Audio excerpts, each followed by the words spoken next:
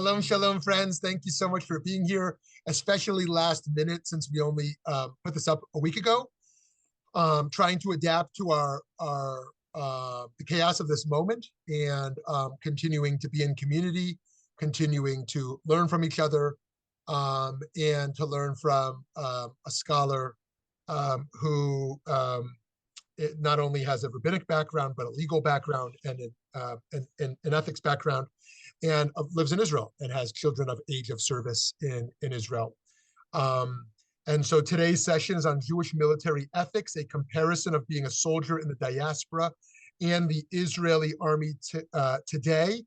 Alex is also going to share in the chat the class that Rabbi Pear is going to give next week. He's going to offer another class next week. So I'm sure he'll let you know at the end of today or beginning of today how that'll be a little different. Part 2 of that session. As usual, we'll have the chance for a shir, meaning a kind of a frontal presentation of ideas, followed by some dialogue and conversation, all of us here together. And of course, you can always write in the chat between now and then. Rabbi Chaim Ian Pear is a rabbi and a lawyer and social activist living in Yerushalayim in Jerusalem in Israel. Is the founder of Shir Hadash, a popular Jerusalem-based synagogue, educational institute and community center, as well as an expert in Israeli and Jewish environmental law. He worked at Israel's premier environmental law firm, Master & Goldman, and a leader in the spiritual diplomacy efforts made on behalf of Israel. A one-time aspiring stand-up comedian, Rabbi Pear received his ordination from Yeshiva University and holds law degrees from Hebrew University, LLM with a focus on Mishpat Ivri, and NYU School of Law, JD with a concentration in international law, and a degree in international law, politics, and security from Georgetown University's School for Foreign Service. The author of 3 books, he's married to Dr. Rachel Pear and is the father of 5 children. And for those of you who are in Phoenix, Arizona, you may know Rabbi Pear from growing up here. You may also know from the JCC that is named after his late father of blessed memory, who was a regular attendee at Valley Beit Midrash. So with that, Jewish military ethics, Rabbi Pear, thank you for joining us. Okay, thank you very much, Rav Shmuley, and thank you for all of you for joining with me today. It's nice to see some familiar names and faces. I'm going to begin with a story that hopefully will frame both the talk today as well as next week, because they really are similar in framework, although very different in terms of content and style. So the story actually feels like a lifetime ago, but it was October 7th, which was Simchat Torah and Shabbat in Jerusalem. And at my synagogue, we had a nice full crowd Shabbat morning. And as soon as we began, actually before we began, the sirens, you hear them whenever there is a rocket fired in the vicinity of where you're located. The sirens had already gone off at 8 a.m. Before shul had started. And then they began and they continued throughout the davening. And we had already started our services. So in the very beginning, when there was 1 or 2, simply we interrupted our services for a little bit. We walked a little bit to our bomb shelter, which is in our synagogue, and we continued the services. And this went on then for about 3 hours, maybe. Simchat Torah is usually a very long service. We cut certain things short. We knew obviously there was something going on, but we didn't have phones, we didn't have access to computers or anything like that.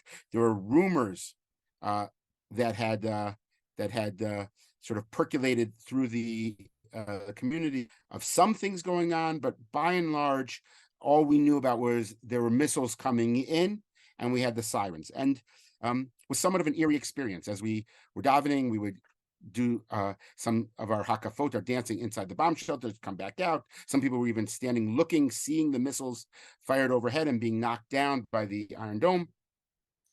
And at the end of the service, we decided to have our regular kiddush.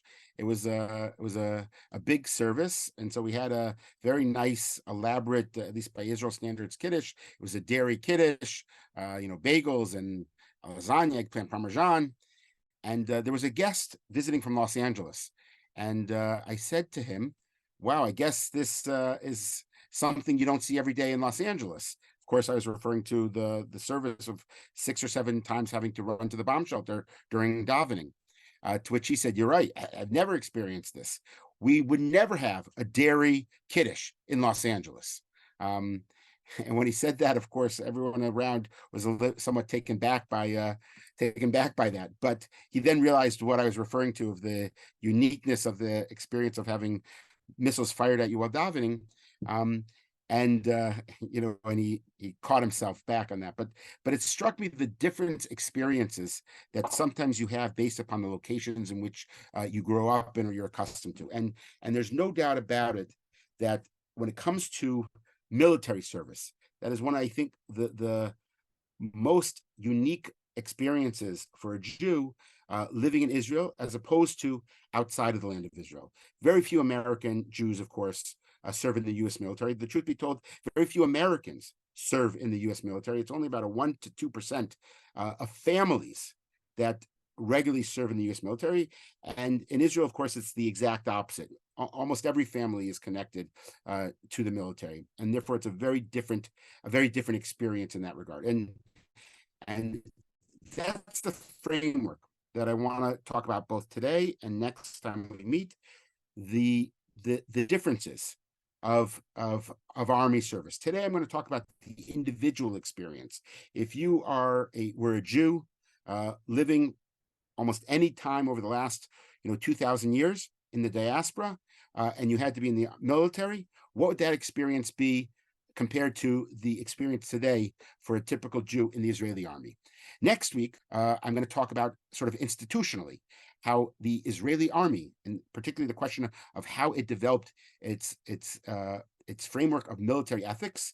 We're going to look at the rabbis who were involved in trying to influence what would be the military ethic policies within the Israeli army, how that compares to other armies around the world. But the first class, as I said, we're going to focus on the individual experience. And we're going to do a little bit of history and literature to flesh out this point. So if I can, Alex, if you'd upload the source sheet, the first thing that I want to read to you is something that I imagine many of our grandparents or great-grandparents, perhaps even our parents, had the experience of in Europe.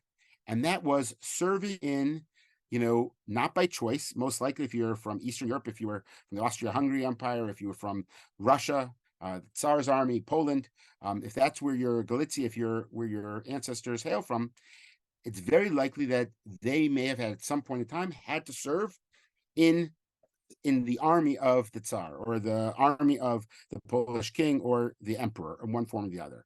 And what was that experience like for them? Before we can get to the experience in Israel, I want to lay the groundwork of what it was for our ancestors in Europe, for many of our ancestors, at least in Europe. So the very first source, it's all in Hebrew, but I'm going to translate and summarize, so you have nothing to worry about. If anyone has a question, please, by all means, feel free to interrupt me, and I'll do my best to explain a little bit more in depth. The first is from the Nobel winning laureate Shai Agnon. He wrote, of course, many, many books. I think he won the Nobel Prize in the late 1960s.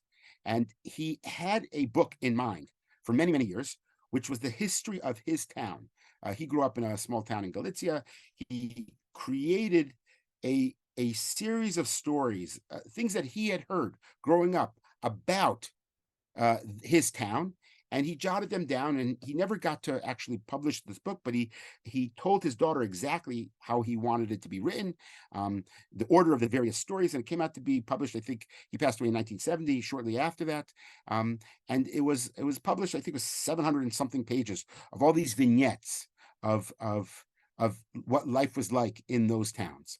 And so he's telling one story of what it was like when the draft boards would come. Draft boards would come sent from the king, or sent from the Tsar, or sent from, at some point in time, the Bolsheviks, and they'd say, okay, you Jews, they'd come to a shtetl and they'd say, you Jews have to provide for us a certain number of conscripts.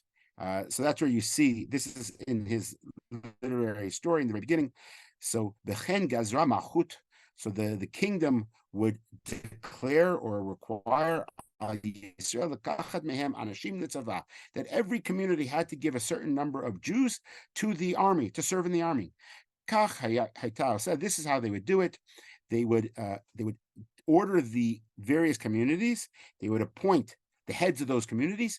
You must now go and find us. The first stage of what they would do is they would offer money, and they'd say, who wants to go serve in the army? You'll get paid for it, and we'll pay you as well to start helping to fill our quota. And there were people who, for whatever reason, might decide to join. It was a dangerous thing on many levels, which we'll see in a little bit. To join the army was, of course, dangerous physically, but it was also dangerous spiritually. And many of these religious communities did not want to send their children to the army because it meant they were lost forever to Judaism. I happen to have a great-great-grandfather, maybe it's great-great, I'm not sure, by the name of Yisrael David Palestine. He took on himself the name, presumably Palestine. Jews didn't have last names. At some point in time, they were asked to choose a name, and he chose the name Palestine, which eventually then became Polstein. And that goes down to my father's grandmother on his father's side. So he was in the army for 25 years. You're taken away, and he served for some 25 years in the Russian army. The problem is, very often there were not enough volunteers who were willing to do it for pay, and so then you had to forcibly take people. And Shai Agnon describes this process. So the third line after the period says, Hayu Parnasim, these leaders, Sochrim Anashim, they would pay or rent out Jews with money to bring them to the draft board. But if that didn't work, Lo Matsu Dayanashim, in the fourth line after the period, but if they did not find enough people, Shanitratsu B'tsei Kesef, who could not be convinced by just the monetary compensation, Hayu Lochim Kol Mi She'en Dat Parnasim Nocha Mimenu Mosrimoto Al Korcho Biado Harashut. These people were forcibly taken by the Jewish community and given over to the Rashut, given over to the non-Jewish authority. They were basically, against their will, taken by the army.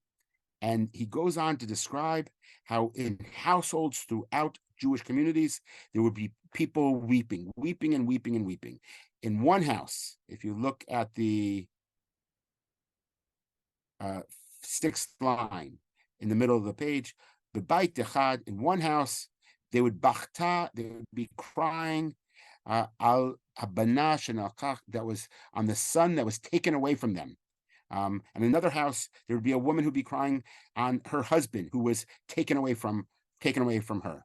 And there was great sadness and there was great pain throughout all of these communities. People were taken away in this time when the draft board would come, once a year. It was a terrible, terrible, tragic time. Shai Agnon very poignantly then offers a little bit of religious critique. He says, what did the Gedolei Hador, the great rabbinic leaders of the time, do about all this? In particular, one of the policies was they would take specifically from the poor, right? Because the poor had less power. And so they would often, the leaders of the community would take children, poor people who couldn't bribe themselves out of it, or children who had not learned any Torah, who did not have the protection of the organized religious community. And they would throw those individuals to have to join the army right away. And so there were some Gedolei Torah, some great Torah scholars who said, okay, you know what? That makes sense. What else can you do? It's best to keep those who are most committed inside the community. There were other Gedolei Hador. There are other great rabbinic scholars who found this absolutely the worst thing they could possibly imagine. It was terrible. And the last two lines of Shai Agnon, he describes how there were some rabbis, for example, the great one, Gaon, Rabbi Meshulam, he was so disgusted by this, he moved from Galicia. He moved from the center of Torah in Eastern Europe, and he moved to a city where there's no Torah whatsoever, but there was also no draft boards. And so therefore he felt that was a much holier place than to be in the same place where such crimes against young men took place, of throwing them into the army. And if you look not just at Shai Agnon, but there's something called Yizkor books. Yizkor books became very popular after the Holocaust, where people would try to write down everything they could remember that took place in different small communities that had now been wiped out during the Holocaust, and they would recall stories that they had heard. And one of the things that is repeated again and again and again is the visit of the draft boards and how people would try their best to get out of it. There were stories of young men who would stay up for months before the draft boards come, trying to make sure that they would look tired and weak. And they would do all these different things. They'd stay up in the middle of the night singing all night together, so that when the draft board comes, they would think that they were weak and sick and they wouldn't take them. Developed from that a custom also of many of these young men sort of doing high pranks in the middle of the night. And there's lots of stories about how they would go and they would, steal people's goats and put them in other people's homes, or they would take the wood from wealthy people and give them to poor people, and other things along those lines. Very seldom do these things work. The only things that seem to work, and unfortunately we have histories of this as well, is if people maimed themselves. Some people would poke out an eye. Some people would cut off, fingers to get out of going to the army. It was considered such a terrible thing that one would have to do.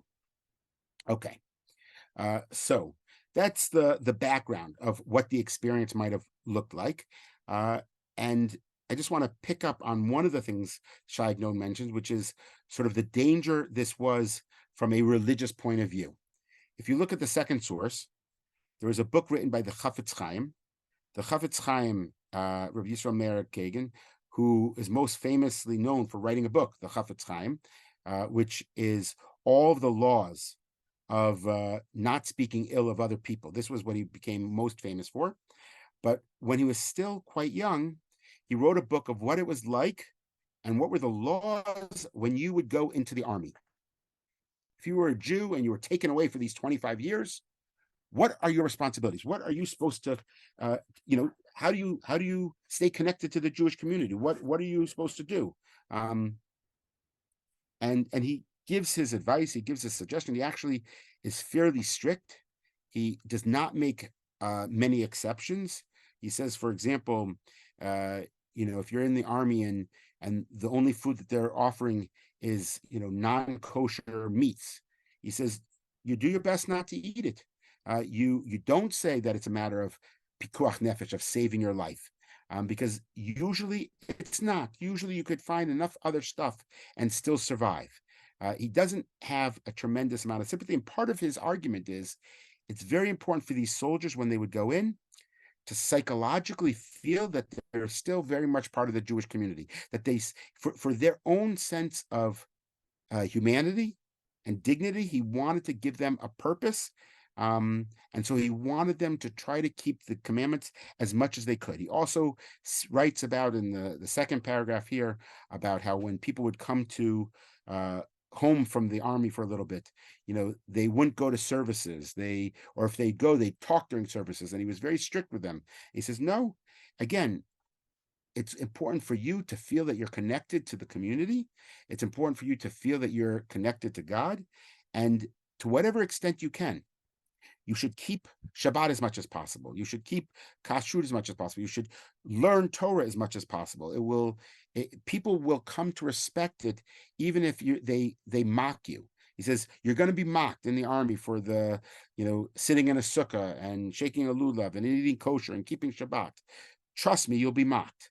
But you also achieve a bearing respect by sticking to your values, and it's going to help you in the long run. It's going to help you feel like a mensch, because an army, to a certain extent, tries to destroy your sense of individuality and destroy your sense of menschlichkeit. You're asked to do such terrible things, and the laws will try to keep you close. And so he says, whenever possible, you should do your absolute best to maintain whatever you can maintain, even if it's a small amount.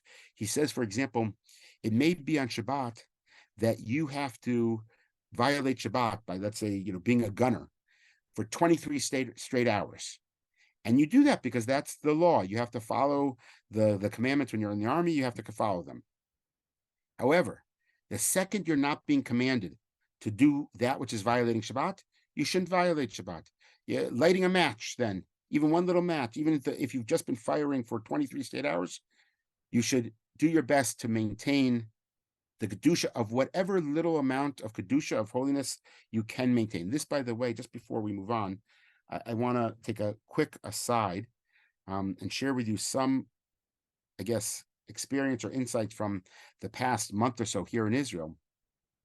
Because what the Chafetz Chaim is basically saying is, even when you're in a terrible position, even when you're in a position where it's not ideal and when you cannot achieve your ultimate goals, that doesn't mean you give up on everything. You do your best to try to maintain at least some degree, whatever degree of sanity, of appreciation, of holiness, of ethics that you can. And I think that's one of the things that Israelis have struggled and attempted to do over this last period of time. I can tell you that on the day of October 7th, and certainly the first week, everyone was walking around in complete shock. There is an air of depression that people just walked around and disbelief. However, little by little, I think we were able to dispel some of that, even as great sadness remains. And one of the insights that I draw from is a teaching of Rav Kook. Rav Kook said something, I think, very, very profound. He was actually talking about the verse we say in the evening prayers. The verse says, by the way, Alex, if you want, you could put this down. We'll come back to it in just about 5 minutes. The verse says something very fascinating. It says, we ask God to spread over us a sukkah shalom, a sukkah of peace. And Rav Kook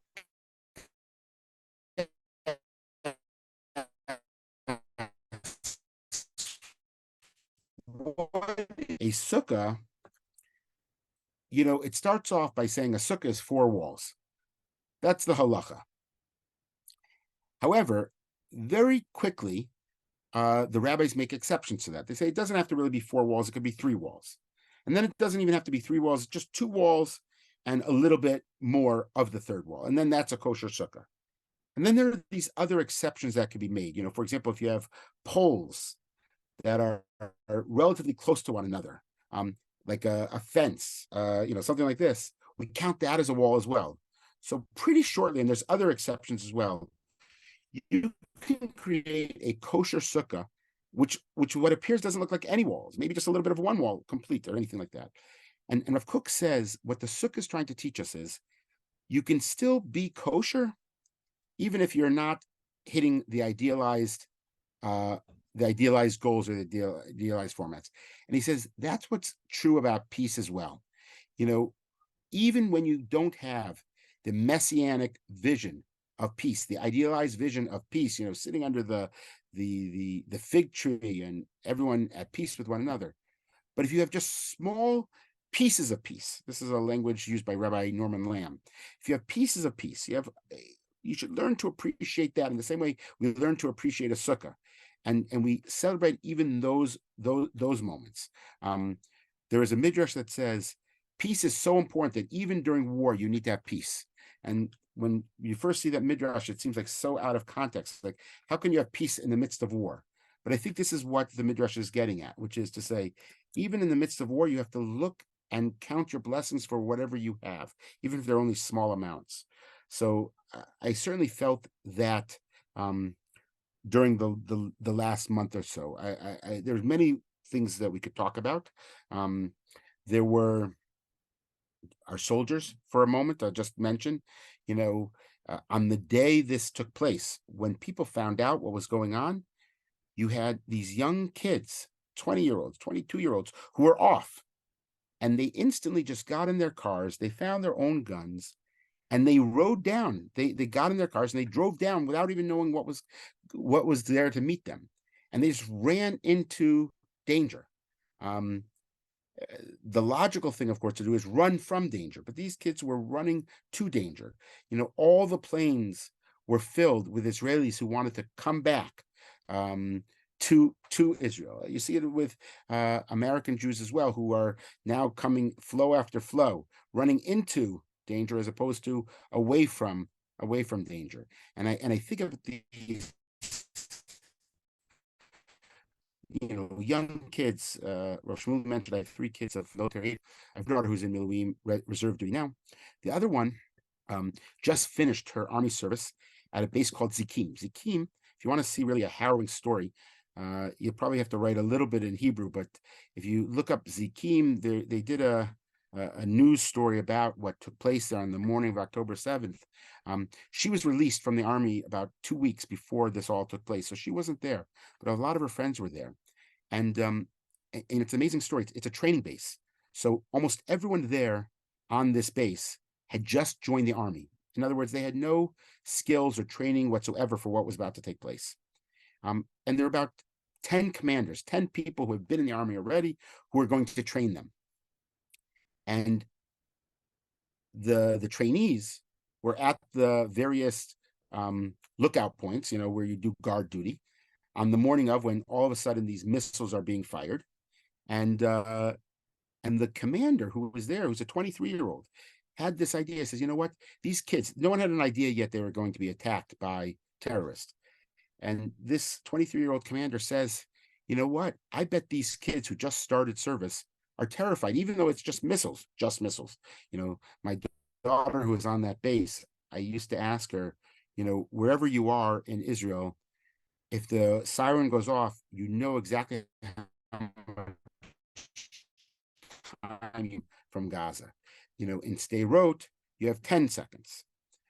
So I asked her, I said, how much time do you have from hearing the alarm before you have to get into a bomb shelter? She says, we don't have alarms. We only know you're supposed to get into a bomb shelter after the first missile hits. Once that first missile hits, then you know you have to run to a bomb shelter because it's just so close to Gaza. It's a kilometer away.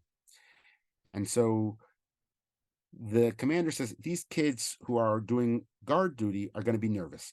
So he called all of the commanders, 22 and 23-year-olds instead of 18 and 19-year-olds.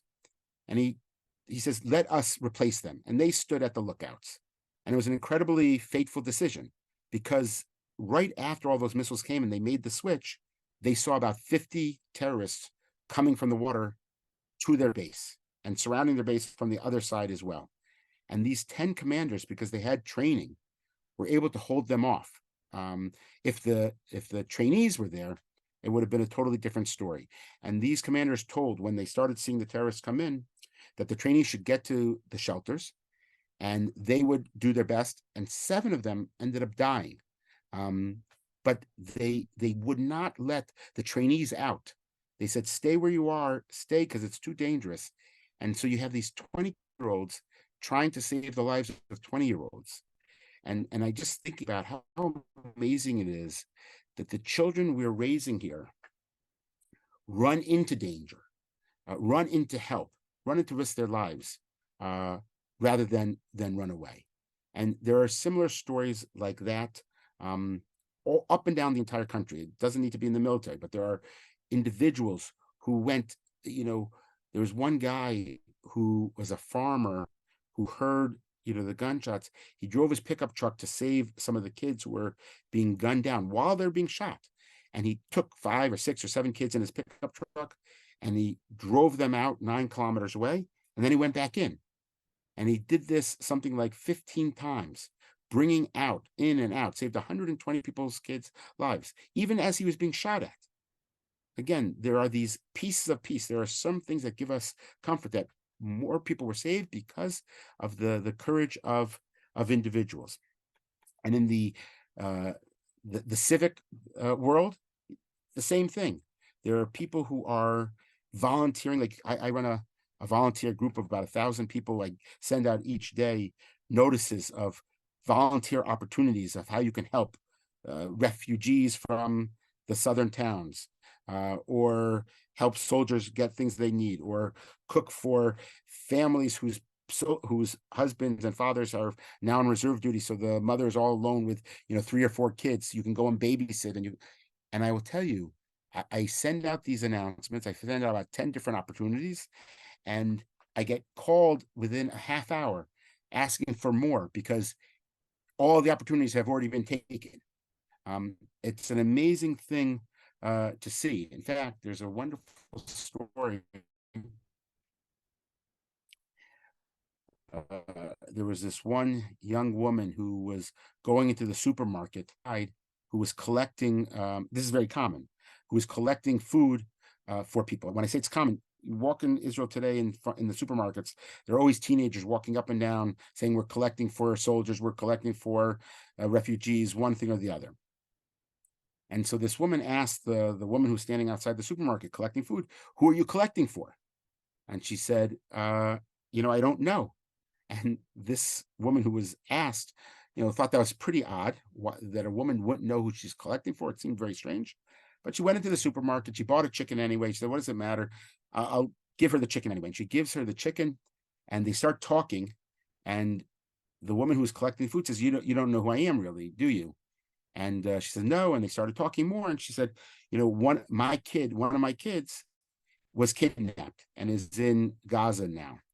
And I'll tell you, I don't know who I'm collecting for, because I don't know who to give the chicken to or the food that I'm collecting to, but I just know that I have to do something. I have to give, because otherwise I would be home, and the cycle of grief would not allow me to escape. I would be imprisoned by it. The cycle of anger, when you're angry and you're righteous about your anger, it consumes you. You don't want to give it up. Just as you don't want to give up grief because you feel like maybe you're giving up something of someone you love. And she said, the only way I could break free is if I found a way to give. I don't know who to give, but I just know I have to give. And you see this across the society. You also see the tremendous amount of unity. A day before this happened, everyone was at each other's throats. There was a comedy show, and one of the first skits that came out within the first week or so, when everyone went into reserve duty, the people who are pro the judicial reform, people anti the judicial reform, and everyone is going in, and the skit has one of the commanders standing by the bus with her notepad saying, okay, who's getting on the bus now? And she starts calling them, and it's, as I say, it's a comedy skit. So she says, all the fascists, because that's what people were being called. They were being called fascists. All the fascists on the bus now. All the messianics, right? That's what people were being called as well, on the bus. All the leftists, all of the traitors. These were the terms that were being thrown about of people from different sides. And she goes through everything, all the terrible names that everyone was calling one another, and they all get on the bus together. And you see these pictures now in the South of people who were at opposite ends of the political spectrum, who were opposite protests, and they are all together, in the same tank, and they feel a sense of unity together, and the country feels that same way. And I would just say that that's this idea of that even at these difficult moments, to find pieces of peace, find small things to appreciate, even in the midst of great darkness. And I think that's one of the points that the Chafetz Chaim was trying to get at, is that even when you're going to the army and it's a terrible situation and you're going to likely to lose your Judaism, nevertheless, try to maintain some type of integrity. But he goes on, and he describes how the experience in the army is not just bad spiritually, but it's also dangerous physically.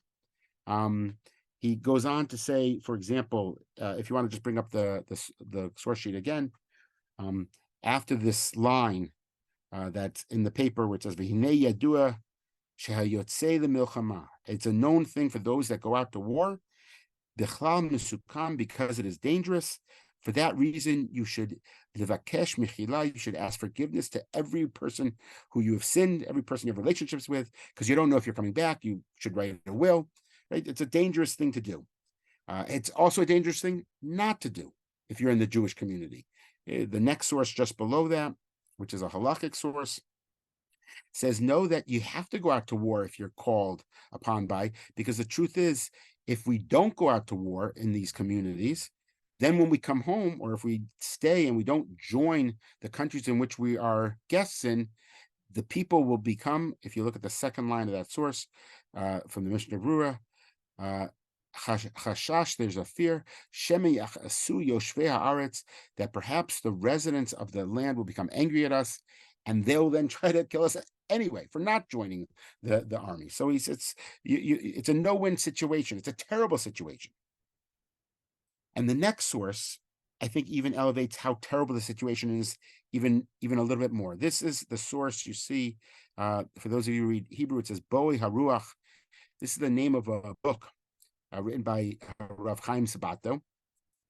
And in it, he describes actually a Sephardic Jew who meets in Israel for the first time an Ashkenazi Jew and learns about the European Jewish experience. He had no idea. He grew up in Egypt.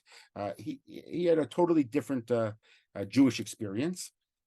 And so he's learning from this individual he meets about 4 periods in European Jewish history: World War I, World War II, the Holocaust, coming to Israel, and then the early wars in Israel.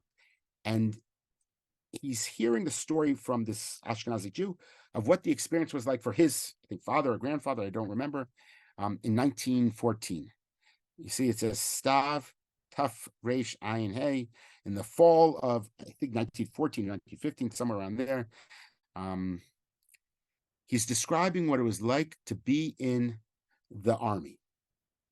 B'sadeh HaKrav, right, Haiti. I was in the field of battle. Milchemet chasrat tachlit lachmati. It had no real military purpose for him.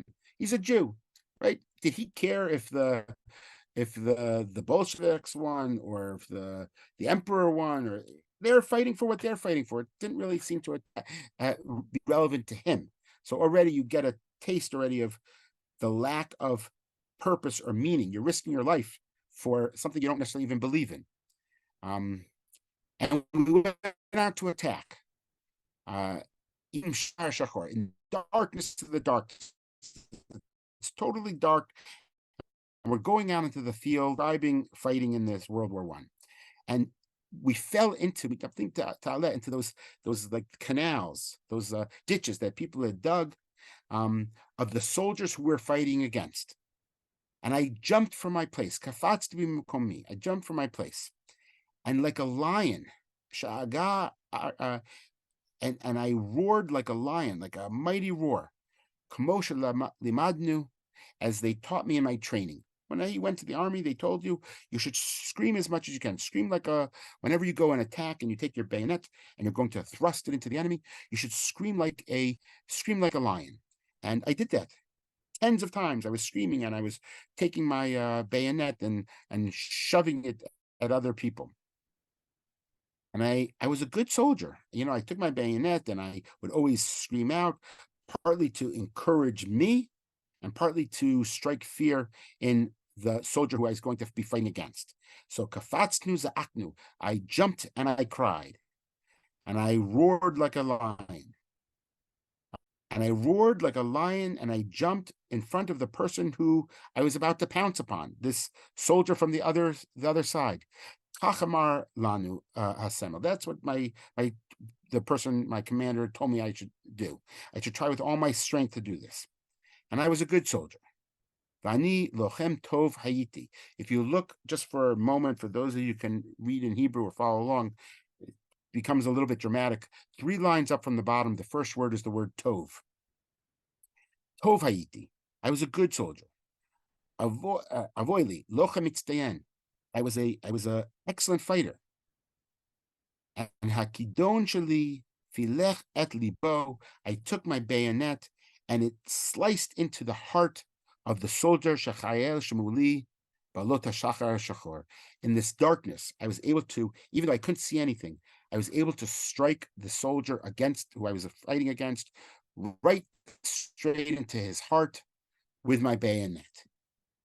And the soldier falls down, onto his sword, nafal, and he falls by my feet, and he lets out a cry. And what's the cry that he has? This soldier who I couldn't see on the other side, his cry is Shema Yisrael, Hashem Elokeinu, Hashem Echad. He killed a fellow Jew, right? Because there's Jews on all sides of these wars. And so the other soldier cries out, Hashem Yisrael, Hashem Elokeinu, Hashem Echad. And I am in total despondency when I hear that. And I shake, my entire body shakes. What have I done? What have I done? What sin have I engaged in? Tov hayali lamut. It would have been better for me to die right then and there to continue to live. My death would be better than my life. He is absolutely shaken and destroyed. And you hear in this literature of Chaim Sabato what one of the great cruelties is, even more so than possibly dying for a cause that you don't believe in, killing for a cause you don't believe in, and killing someone like a fellow Jew. That's all these things are the experience of what it was like to serve in other armies.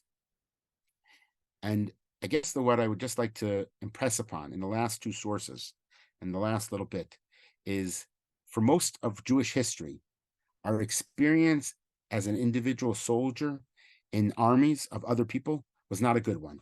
It was dangerous for us. It was a threat to our religious free will. It was a threat to our lives. It was a threat to our own ethical and moral sensibility. We had no choice, and we often had to do terrible things. And returning to Israel provides an incredible tikkun, an incredible repair. The next source quotes the very end.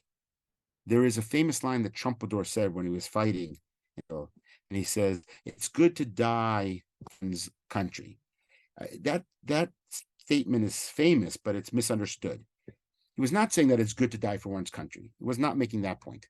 But what he was saying is, if one is going to go to war and one has to fight and one has to risk their lives, it's much better to do that for a cause you believe in, to defend people you love, and to do so when you're trying to build a society of your people in the land of Israel. That's what he meant to say. And the last source, the very bottom, again, this is from Shai Agnon, where he describes the importance of Kaddish, of what each word in Kaddish is meant to do for the neshama, the soul of the person we say Kaddish for. And he says how beautiful and how important Kaddish is that we're saying. And then he goes on to point out and says, and it's a kal v'chomer, it's an all the more so, if it's meaningful to say Kaddish for anyone, that for the kedusha, the holiness that they held up in their lives. Can you imagine how special it is for someone who gave up their life for the benefit and the protection and the saving the lives of his own people? The Kaddish that we say for them, and he says that we should all say Kaddish for any of the soldiers who die in fighting and trying to defend Israel, that they, in a sense, are trying to bring God's name into the world. They're dying in their land, in the palace of God, and how it's a much more powerful experience, and it's a transformative experience. And I think the nature of that transformative experience, I'll just give just a few very quick examples, and then if anyone has questions, feel free, or comments. The first thing I would say is, I described how, life in the army for Jew in the diaspora was a very negative thing, just on the basic level of religiosity. It's of course the exact opposite here in Israel. There are pictures of soldiers who are learning Daf Yomi before they go out for the day. There are services. The soldiers, are asking for. We send the home front is sending down food constantly, and we're making sandwiches, thousands of sandwiches, and we're sending gift baskets every week We have people who are baking halachot and baking sweets, and we ask our kids to draw pictures, and then someone drives them down to the various soldiers and the different bases, either in the south or the north. And the number one thing that they ask for, they're appreciative of all of that, but they ask for tzitzit, to have tzitzit, army regulation tzitzit, which have to be on green, or even tefillin, including from people who are not normally accustomed to wearing tefillin or tzitzit, but everyone wants to be connected in that way before they go in. And there's a cute comment that this one young woman made, who's in the army as well. Her father said to her, says, now that everyone's been called up, she was a religious girl. He said, there's probably a lot of very nice, young, eligible men, in the army that you're hanging out with. Maybe you could find a nice religious boy to date while you're down there in the army getting ready to go into Gaza. And she says, Abba, it's not so easy. If you want me to, find a religious boy, I have no idea who's religious anymore. Everyone, all the guys are wearing tzitzit. All the guys are wearing tefillin, not just the religious. And so you see, if you want to observe the commandments in the Jewish army, you definitely can do so. Next week, we're going to talk about Rav Goren and his philosophical underpinnings of what he felt an ideal army should look like and act. But I'll just tell you one story about Rav Goren now that I've always enjoyed. Rav Goren was the chief rabbi of the army. He ultimately goes on to become the chief rabbi of the state of Israel. And he got into a fight with Ariel Sharon. He says that he wants the entire army to be kosher. And Ariel Sharon says, listen, I don't mind if there are units with religious soldiers in them. If they want to become kosher, that's fine. And we'll support that. But, it's too complicated, not just that it's expensive to keep the kitchen separate and everything. It's too complicated to make every unit kosher.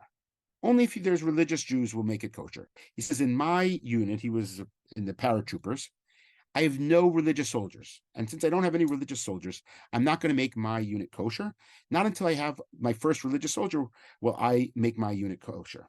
So Rav Goren, because he was the chief rabbi, he actually had a fairly high rank. He said to Sharon, fine, I'm volunteering you have into your unit. And Sharon said, well, I'm only accepting you if you're really going to be in the unit. You have to jump out of the plane. So Rav Goren, who was already an older man by then, said, okay. And he jumped out of the plane as a paratrooper. He ended up breaking his leg at first jump. And in the hospital, Sharon came and visited him and says, okay, you proved your point. We'll make the entire army kosher. We'll hear more about Rav Goren next week, but the thing I want to emphasize there is that the army is not only in no way a barrier to greater Jewish connection and observance, it very often is a driver of that type of outlook. The other thing I would like to mention, or two things really. One, the Chafetz Chaim was fighting for some type of. He said, you're leaving the army. You'll be doing something that's totally not observant for 23 hours of the day. And then just remember, you try to do your best to keep whatever little bit of Kedusha you can. The army's point of view is everything can be Kodesh. And in fact, soldiers, when they are about to go out into the field on Shabbat, which they are permitted to do as a matter of saving lives, they make a special prayer, Hare Ani, right? At this point in time, I'm about to go and do the mitzvah of defending and saving lives. And when they finish the service and it's still Shabbat, they're supposed to make Havdalah. The way we make Havdalah at the end of Shabbat, separating the Kodesh, the holy, to the whole, the profane.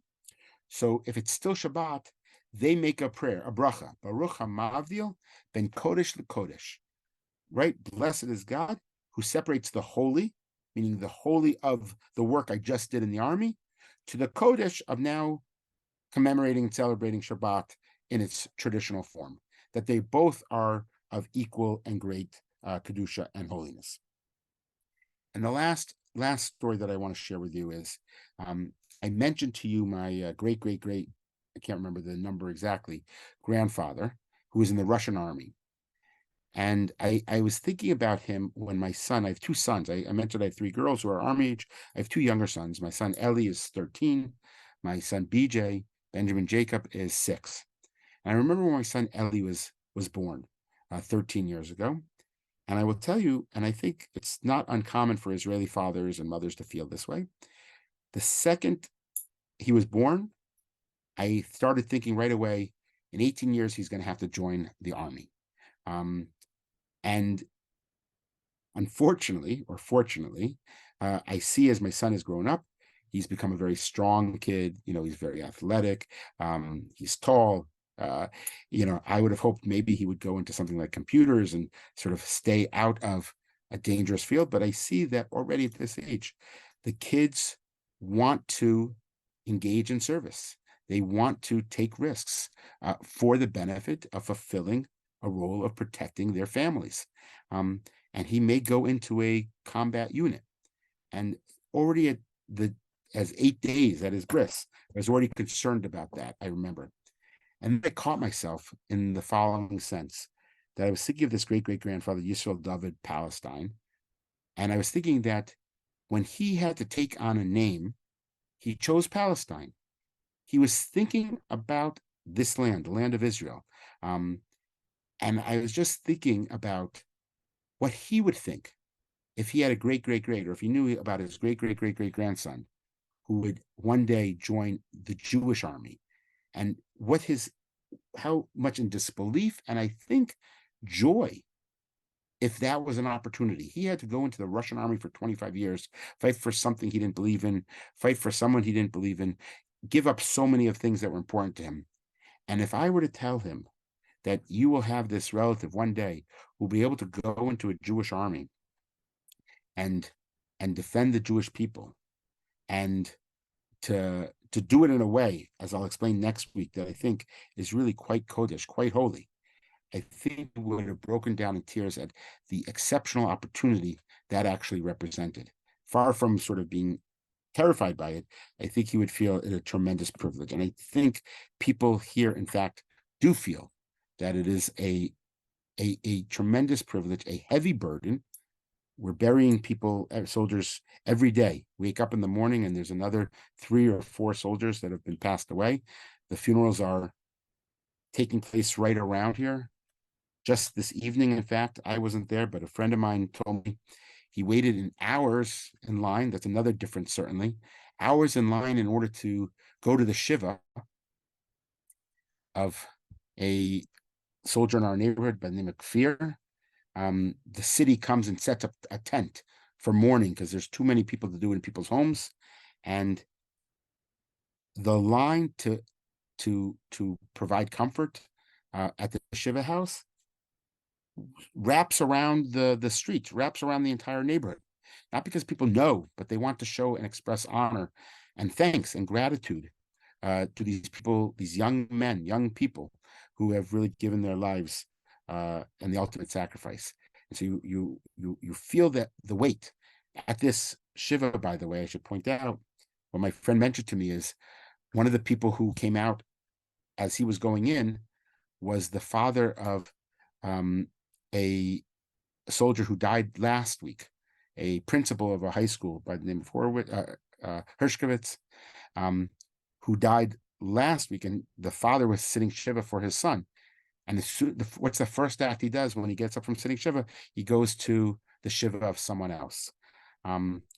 So there's a heavy burden, and it's a heavy weight, but it is, I think, also a privilege. And in the context of the history of the Jewish people, it's actually a very fortunate and privilege, despite its heaviness.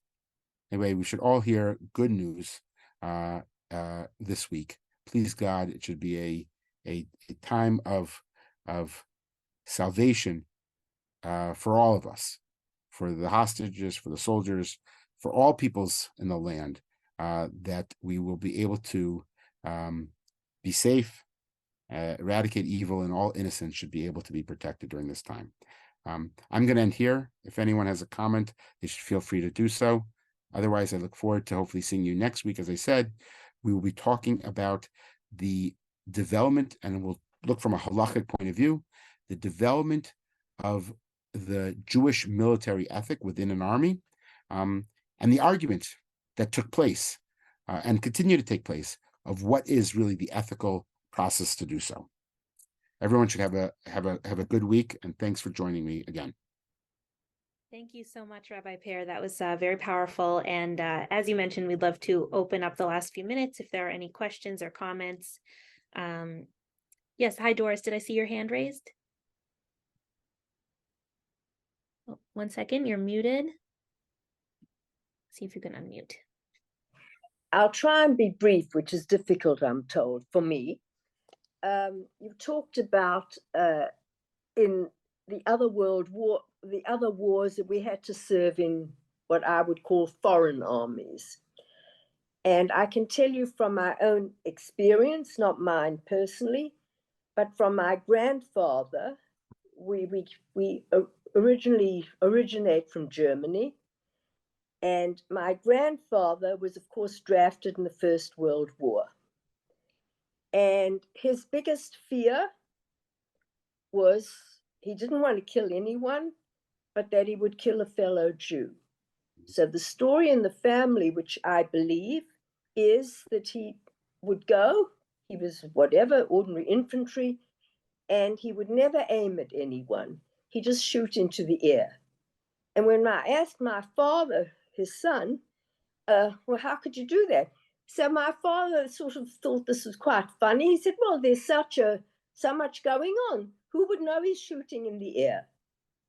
Because his biggest fear was that he would shoot a French Jew. They were fighting the French. Wouldn't matter who. The second one is my parents, by some amazing, I call it a miracle, but the help of people, got to South Africa in 36 and 37. They were stateless. The last ship that ever went to South Africa from Germany, I'm not going to go into that right now. And my father was drafted, a stateless Jew, drafted. And he went when they were, I don't know where they gathered, I don't know what that's called at the moment, to go to whatever, be enlisted, even though they were drafted. He went up to the second in charge. It was not General Smuts, whom people might have heard of, the next one. And he went up.